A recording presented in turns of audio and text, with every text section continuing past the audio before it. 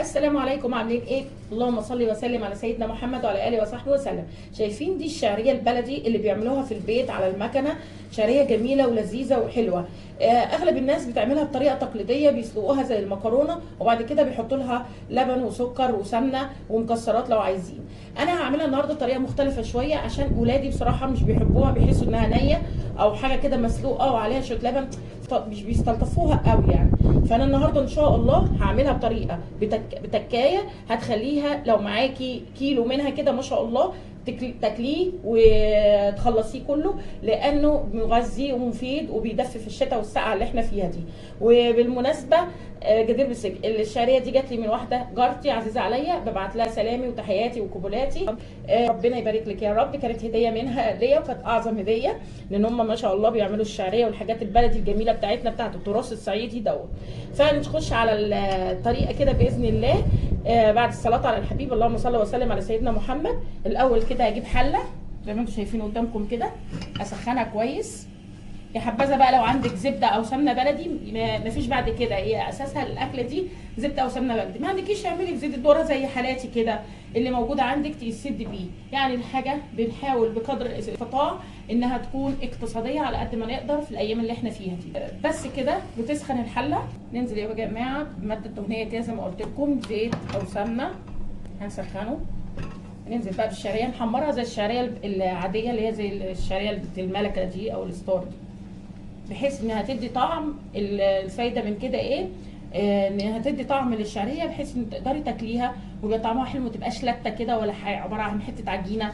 فالتكايه دي هتخليكي تاكلي اكبر كميه منها. ننزل دلوقتي بالشعريه يا جماعه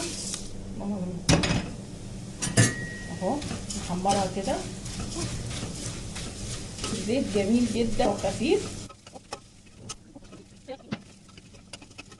عشان اساعد الشعريه تبقى لون موحد كده وتتحمر معايا بسرعه. احط لها كده حوالي 3 معالق سكر، ادي 2، ادي 3، واحمرها توحد اللون وتخلي لونها كده موحد وجميل.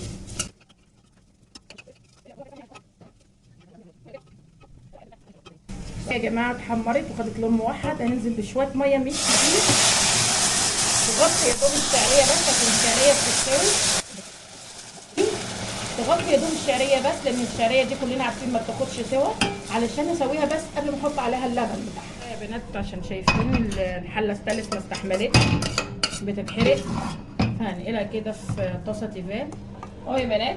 نقلتها كده في طاسه تيفال علشان الحله تتحرق معايا مع السكر اللي كرمل على جنب، ما استحملش الاستانلس. تاخد بس السوا بتاعها وبعد كده نشوف التركايه اللي بعد كده.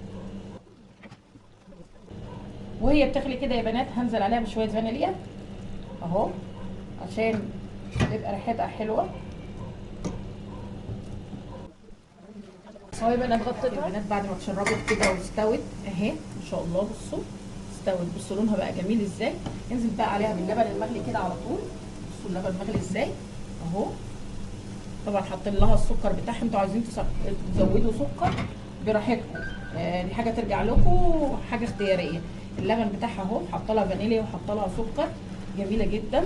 نغرسها بقى في اطباق ونوريكم الشكل النهائي اهو. ودلوقتي يا بنات اغرفها كده في اطباق اهو.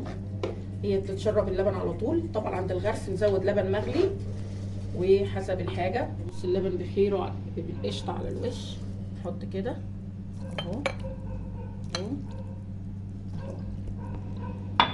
وعندك شويه مكسرات حطي، دي حسب الذوق بقى.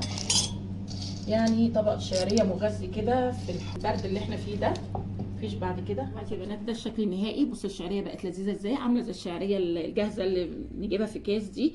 التركايه دي اعملوها، حمروها بالسمن البلدي او باي ماده دهنيه مش مشكله، وحطوا لها اللبن وحطوا لها الفانيليا والسكر على حسب الرغبه بتاعتكم. لو وصلت لحد هنا ما تنسونيش بقى في الشير واللايك والسبسكرايب. السلام عليكم ورحمه الله وبركاته.